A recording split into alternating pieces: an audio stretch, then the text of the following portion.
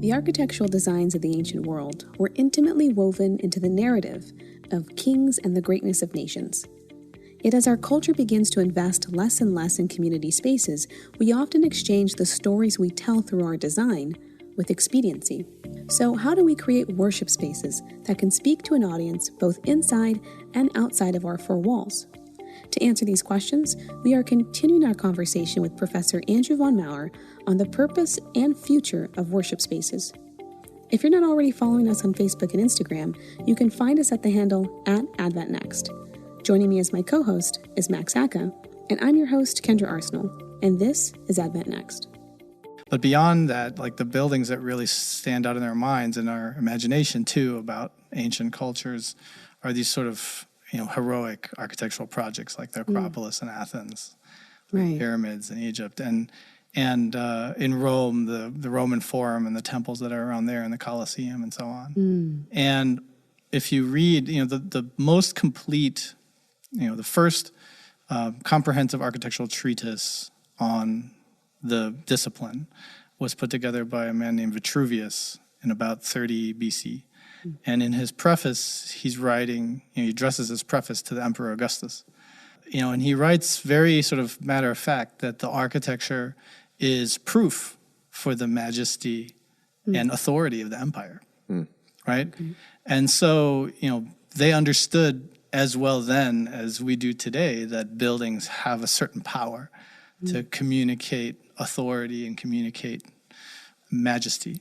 And so Pericles, the mayor of Athens, who was in charge at the time that the Acropolis was built in the 5th century BC, he talks about, the world will wonder about this marvelous thing, just as future generations will wonder about it. And so he knew even so long ago that people today, in a way, would still be flocking to Athens to look at this, what's now really like a dead coral reef, right? It's like this thing in ruins, and that culture doesn't exist anymore, and nobody's worshiping Athena, and so on. Right. But those buildings express something about the power of that civilization and their ideas as well. They represent something to us. I mean, architecture is often on our money, I think, for the same reason, is that it somehow represents ideas. Like the Lincoln Memorial on the penny represents Lincoln and the Gettysburg Address and everything that was about, in a way. And Martin Luther King's speech in front of that building would not have been as powerful if it hadn't been in front of that building. If it had been in front of like a strip mall or something, the images would not be as memorable. And those colossal scaled columns, they say something about the authority that that idea has. A really good example is Gothic architecture. So Gothic architecture technically started in the 12th century in France at this abbey called Saint Denis, north of Paris. And you can still go there today. And the abbot Suger, he actually documented a lot of his thoughts about the architectural design, and he was responsible for commissioning all of that. And so we know why it was designed the way that it was, because he wrote it down. And you discover that it was very intentional. It was intentionally designed to be almost like a portal to heaven, right? To make you feel like you're coming closer to God. And he makes this analogy, which in my mind is a faulty one, but he makes this analogy that just like we meditate on the material in order to see the divine, so you meditate on Jesus, who was material, in order to see God. Okay. If you meditate on the material in the church, you can see the divine. So by meditating on the doors that are made of gold with all this amazing scroll work and everything, you can in a way meditate on the divine portal and come closer to transcend us into something beyond. And so, I think it's helpful to know that, because what it means is that the people who built these buildings, people designed the buildings and commissioned them, they had a particular purpose in mind. And I don't want to denigrate the faith of individual builders who helped participate in the construction of that. I'm sure many of them were genuinely giving a free will offering in their labors and so on. So that's not for us to judge. But at the same time, there is a particular theology that's behind those buildings, Right. and they're very powerful in the way that they accomplish their task. Right. And so, so today, you fast forward to the 1950s, neo-Gothic building, right? Architecture, collegiate Gothic architecture, has been used for a long time to evoke authority in institutions of academia. That's true. I So mean, I if went to you- UCLA, and it's very Gothic in that way. Brick buildings, they're very beautiful. Yeah, and if you go to a lot of the old Ivy League campuses, right, they were redone specifically in this Gothic style after they had not started Gothic, right? They were started in different sort of Federalist styles and different things like that. And then later on, people came, architects came in the late 19th, early 20th century and started to really associate Gothic architecture with things like Oxford, which was the good model for moral education and high levels of achievement. And so Gothic architecture in a campus setting kind of equated a certain academic authority, and or at least it suggested that. Right. And so I'm sure that wasn't lost entirely on people here at Andrews either, and maybe not very consciously. Maybe it just became part of the culture. You know, this is sort of part of our sort of American culture in the mid-20th century, is associating Gothic with religious architecture. So, you know, meanings can shift and change. But I think it's a good question to ask, like, what drives our decision making? Why do we design the way that we design? Yeah. And I think that we have kind of this shift that we're moving into a different kind of culture where we're making more like the warehouse churches. And I think that's kind of a pushback against something that looks overtly religious on the exterior, and we're trying to be more nondescript. What is your take on kind of the warehouse design of churches? There's some good reasons that different congregations might use very utilitarian buildings. It's like, for example, and also the idea of recycling an existing building in a lot of ways makes a lot of economic sense, may even make environmental sense. It's maybe a good act of stewardship on behalf of the congregation at that moment. And so I think you have to be careful not to like broad brush it and try and apply the same rule for every single congregation. And many amazing miracles have probably happened in warehouse churches, and God has probably met many individuals who have discovered him and met him personally in those same buildings. So I don't want to somehow suggest like, oh, these buildings are nothing good can come from them, or be excessively judgmental about them. But at the same time, I think that it is true that if every building becomes like a warehouse, every building other than our individual homes becomes like a warehouse, then I think we lose something. You know, we have the capacity in the way that we build our communities and the way that we build our buildings that have shared value to communicate something, to communicate about what we believe, to have those buildings reflect our values. I was struck by that when I went to Europe this summer again with my students. I went to Stockholm, one of the places we went to. And in Sweden, 80% of people don't even believe that a God exists anymore. And yet when you walk around in Stockholm, you have all of these buildings that testify to a God.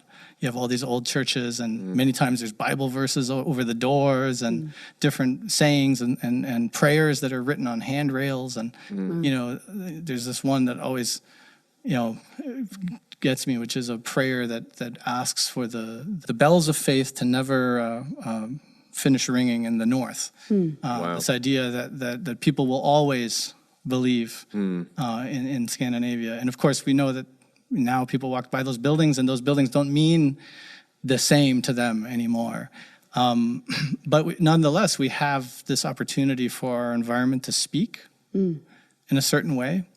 And if all of the buildings that we build are equal, if they're all warehouses, then you can't speak anymore. Then everything is the same. And I think it also reduces everything to sort of utilitarian message as well. That there's nothing worth celebrating beyond sort of putting a roof over it. Right. And so I think that's something that is a missed opportunity, I guess I would say. But I think the reason that it's happening, I think, today is reflective of not just cultural trends, just in building in general. which we talked about earlier, but it's also, I think, reflective in terms of our evolving preferences in worship.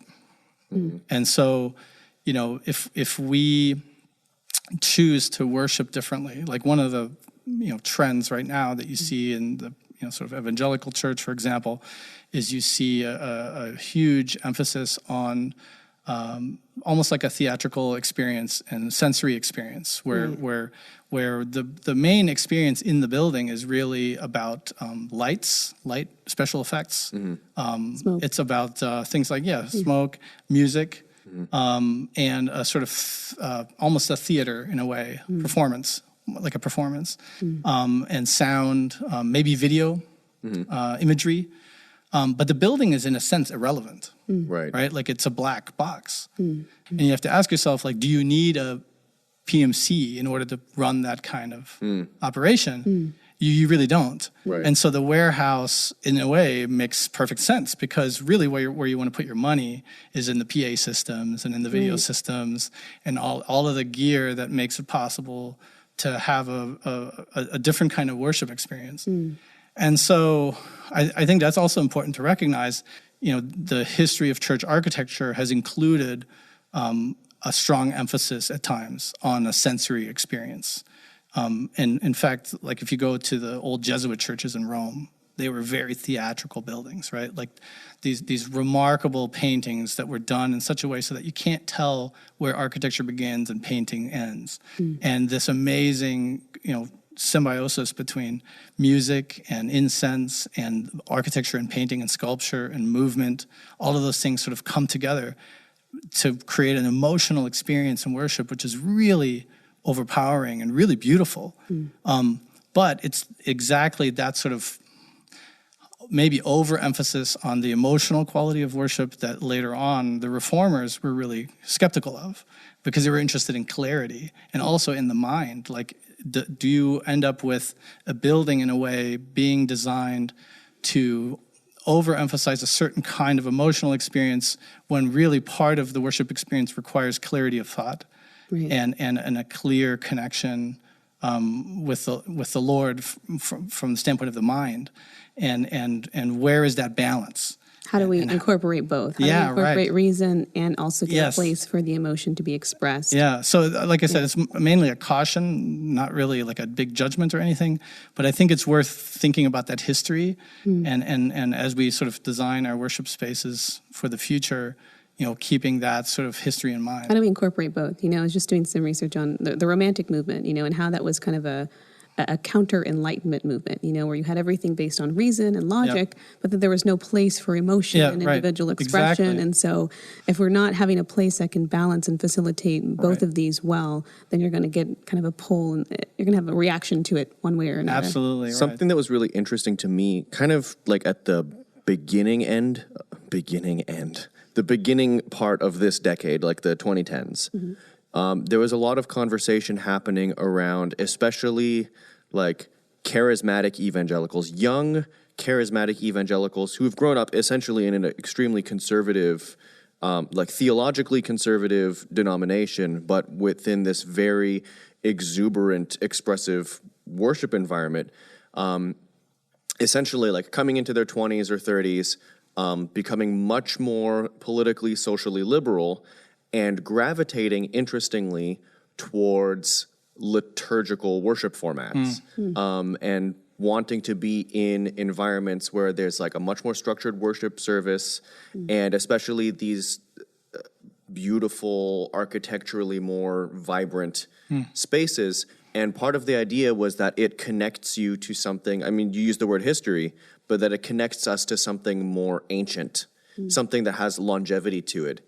It's just this strange phenomenon that occurred, within this group of people, like, oh, I need to revitalize my worship experience. You know what? I need liturgy. And that's, I think it speaks something interesting to like, what is our context? What does a new generation of 21st century millennials, Gen Zs, what do they want out of a worship experience?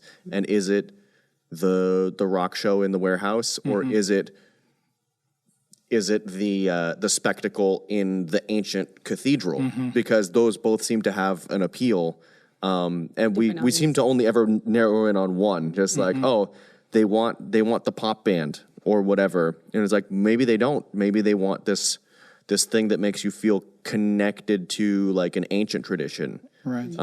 Maybe they want both. Maybe they want both. Yeah, who knows, right? You do that. Get a beautiful building and then put blank black walls all up the thing and cover it and do a light show. I don't know. Who knows? Yeah. But it definitely speaks to the mission context of a generation. And I think that's important, and I think we talked about this a long time ago, but like, how do we contextualize, the buildings that we make for mission purpose? Because, if you are reaching for people who maybe are very skeptical of religion, maybe going with the overt religious building is not the way to go, because there's all this connotation and skepticism around religion in general. So how do you find a way to ease yourself into that community in a way that's non-threatening and kind of inviting? So when we're thinking about mission and we're thinking about church planting, I think that you just got, you're on a new board, right, for church planting and kind of consulting the architecture. How much is mission considered as far as how you're going to design a church? Well, yeah, I mean, I think that should be a really high priority. I mean, we talked about this earlier, like how can a building facilitate improved witnessing? Ellen White is asked about style and in worship spaces. And her response was that there's going to be many different kinds of solutions for many different kinds of places. And she points to the breastplate of the high priest and talks about all the different gems and different colors and how, the church is like that. And that there will be different solutions for different kinds of congregations and different kinds of places. And I think that sort of, recognizes the diversity of people and communities that are out there. And so it's hard to sort of put a blanket sort of, I don't know if it's really wise for us to have like an Adventist architectural style or like a rule book of here's how you're exactly supposed to do it. Because that sort of doesn't really recognize the reality of who we are and the needs that we have in different places in the different parts of the world. Even in the same community, sometimes different congregations have totally different needs. Right. And so, but at the same time, it's really interesting when you take a look at what the counsel that Ellen White, for example, gives on church building, is she always gravitates to sort of cautioning towards simplicity, towards substantial buildings that are not just cheap, but have like a durability and a longevity to them. And she talks about the buildings having a simplicity that reflects, the perfection that God expects of His people. And so there's sort of that's a pretty high standard. If you think about it, like the buildings in a way have to sort of speak of that in a way. And so, so I think I really appreciate her emphasis on simplicity. And I think when she uses the word simplicity, I don't think that she's talking about like a boring simplicity or some kind of perfunctory functionalism. But I think she's trying to boil it down to the essence of like, what is the essence of what you're trying to achieve with the building, right? You're trying to glorify God. You're trying to facilitate certain activities. You're trying to witness to people. And so when you're asking like, how do you consider mission as part of the design and sort of building of a church? I mean, if you don't consider mission, then why are you building something in the first place? Right. The role of a church building is not just to house the people who are already worshiping. It's also to grow the congregation and to speak of our Heavenly Father in the community and to invite others into, a life of joy and fellowship. And so there's all these different aspects to the mission of the church, and the building has to be sort of conceived with those things in mind, rather than just, well, we need 200 people in this building and we need a baptismal pool and we need 2 bathrooms and you just have your programmatic list. But there's a whole way of thinking about the behavior of the building, right?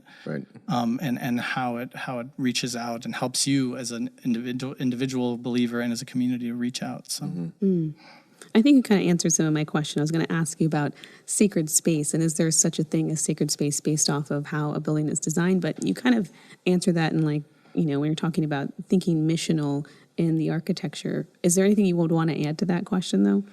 Well, so the whole thing with sacred space is, first of all, you have to be very careful, like, what do you mean when you say sacred space, right? Of course, in the Old Testament, that was a different understanding of how God dwelled with the people, right? And so, of course, today, like, we think of ourselves as the temple, and the church as the believers, the body of believers is the temple. That's where God dwells. And so we have to be really careful, like, what do we mean when we say sacred? And only God really has the ability to declare a place to be sacred, right? Like when he tells Moses to take the sandals off, and it's like, this is holy ground, right? Like, he's declared this to be sacred. But he's also declared, like, for example, the Garden of Eden, in a way, was like a sacred place. It was a place for you to be with God, right? And the whole point of the entire biblical narrative is all about restoring that sacred place, right? Like that ability for us to dwell with God again in the same physical place, right? And so that's really what everything is essentially about. And so I think we set aside places for relationships. Like in our homes, we build living rooms, and we have front porches where we can have relationships with neighbors, and we build family rooms and so on, right? Like these are places for relationships. And as communities, we do those kinds of things. Like historically, you build town squares and plazas or meeting halls, and churches, of course. Those are spaces set aside for relationships. We set aside time because God has asked us to set aside time for him. And there was this description of the Sabbath that I've heard before, which I really love, which is a palace in time. And in a similar way, we can set aside places for relationship with God. So, I always do my morning devotional in the same place in the house that has morning sun coming in. And that's like this place for me to have, like, of course I can do that in other places as well, but I can set that place aside for myself. We can set aside a sanctuary in a church building for special relationship with God. And that's why we ask our children not to go crazy in those spaces, or that's why certain things don't happen in those places. You show like a certain reverence because this is a certain place that has to do with a special relationship with God. And so I think, sacred spaces in that sense are possible, where we can decide and put aside these things, and we can design them in such a way to facilitate that relationship. Is it comfortable? Does it remind us of him?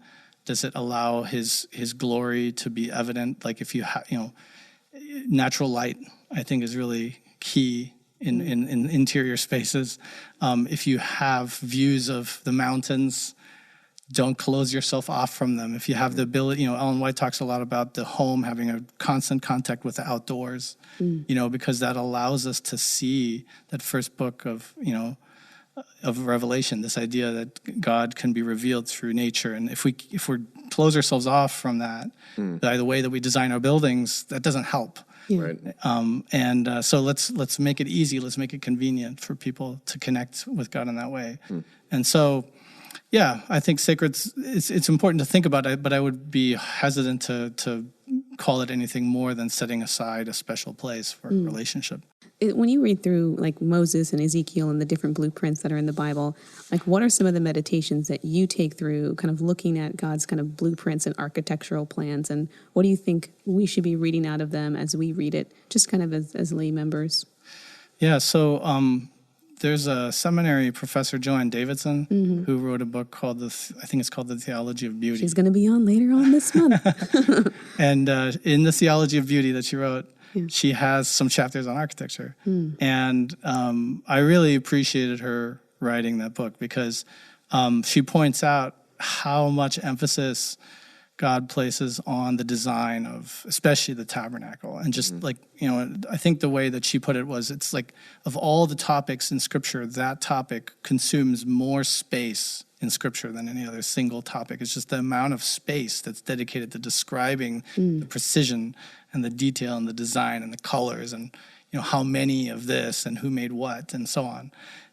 And so he obviously cares, and that would be preserved. It matters somehow. Right. And so, that blueprint, that, as you call it. And so I think the reason it matters is because the tabernacle is about God's way of salvation, right? And it is the most important and the most beautiful plan ever devised for our benefit, with no merit of our own. And so it's this amazing gift that he's given us, and he's laid it out, and that building in a way describes it, right? It illustrates, and it only illustrates it if we participate in the building, right? Like the building on its own is just the blueprint, but if you participate in it and if you remember what it's about, it teaches you about God's most amazing plan, salvation. And so that's why the tabernacle is so important to study also, right? I mean, there's all these theological reasons that other people, of course, are more qualified to speak about, and how understanding the tabernacle helps you understand other books in Scripture and so on. But you know, I think as a designer, I can relate to that architecture is not about architecture, it's about bigger things. And so when God is describing this architecture in there, it's not about the tabernacle, it's about his plan to save us. And so it's essential, it's crucial, and it's unfortunate that so many of us have sort of discarded it as just sort of an Old Testament thing that's sort of the past, and sort of this awkward small building, you know, that got carried around. It's a temporary building. It's not even like a you know, a permanent building. But it's really a critical thing to learn about, and I think it's a really beautiful way of God using architecture to describe his purpose for us and his plan for us. This has been a thorough run-through on the history of sacred space and the future of worship design. Once again, we'd like to thank our guest, Professor Andrew Von Maur, and thanks to the Adventist Learning Community for making this program possible. We would like to invite our listeners to submit questions or topics that you'd like us to tackle in the future. And if you're listening to this program on any of our social media platforms, be sure to comment, like, and subscribe. And see you next week.